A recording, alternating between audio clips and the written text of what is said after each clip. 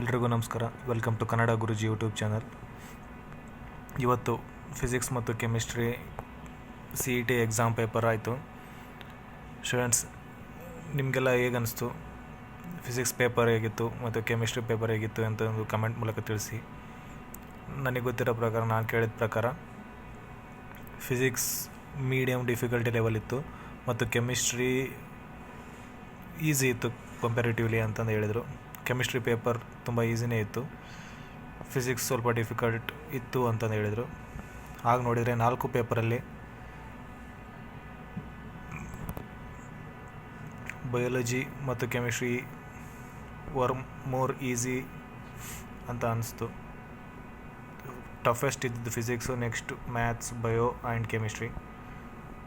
ನಿಮ್ಗೇನು ಅನಿಸಿದೆ comment section ಮೂಲಕ ತಿಳಿಸಿ. ವರಿ ಮಾಡ್ಕೋಬೇಡಿ, ಏನೂ ಆಗಲ್ಲ. ಕೀ ಆನ್ಸರ್ ಚೆಕ್ ಮಾಡ್ಕೊಳ್ಳಿ, ನೋಟ್ ಮಾಡಿಟ್ಕೊಳ್ಳಿ. ರಿಸಲ್ಟ್ ವೇಟ್ ಮಾಡೋಣ.